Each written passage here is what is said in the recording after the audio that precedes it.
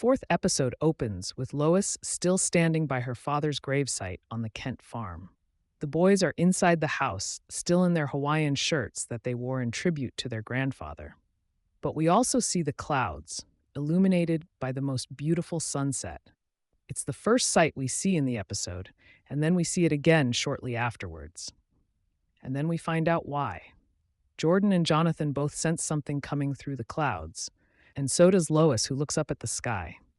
There, Superman appears, landing on the farm grounds in a suit with his classic Clark Kent glasses. Lois and Clark share a touching moment as they run towards each other and embrace. Then, the boys come out of the house and join in on the hug. Superman lives, and the Kent family are back together again. We then jump weeks into the future, unfortunately skipping out some important moments, like Clark discovering Jonathan got powers or the rest of the Man of Steel's friends reacting to his return, but things are good in the Kent household. The residents of Smallville know Clark is back, but the world doesn't know Superman is back, and Lois wants to keep it that way until they are sure Clark is strong enough to battle Doomsday. Because as soon as Lex Luthor finds out, Doomsday will come. But as adorkable as Clark is, not all is right. The surgical scar on his chest has not healed.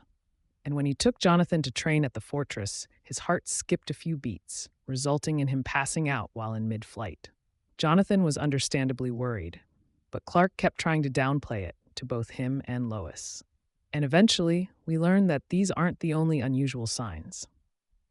It turns out that Clark's super hearing is only half effective, and he can barely hear out of one of his ears.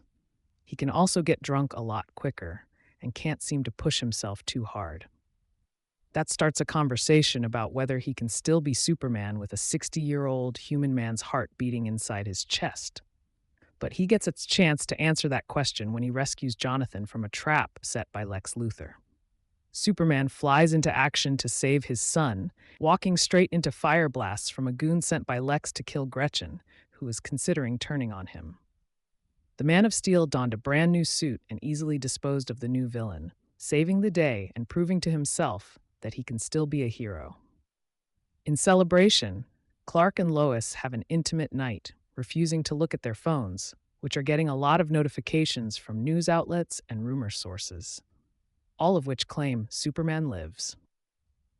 This episode also brought back Kyle Cushing and Chrissy Beppo for their first appearances of the season.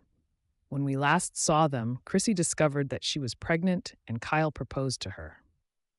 Well, a lot has happened in the few weeks since then, as the pair are set to get married imminently, and when the venue is flooded, Lois offers up the Kent farm as a replacement. Chrissy agrees, but only if Lois will be her maid of honor. Meanwhile, Kyle asks Clark to be his best man. It doesn't go swimmingly, however, as Chrissy's mother, who she was a difficult relationship with, predictably questions their reasons for such a rushed marriage. It begins to play on her mind, because she too was feeling this way. Doubts creep in, and Sarah attempts to calm her down, but when the latter goes to get her a glass of water, she returns to find that Chrissy has run away. Lois tracks her down to the Martha Kent bench in the Smallville town square, where Chrissy confesses that she isn't ready to marry Kyle because she doesn't know him as well as she wants to. Lois reflects on her long relationship with Clark and the keys to its success, and Chrissy decides that she wants that too, telling Kyle that she wants to postpone the wedding and just slow down so that they can enjoy each other more. He understands and agrees, and then they all use the wedding as an excuse to host a party anyway, dancing the night away in a very feel-good fashion.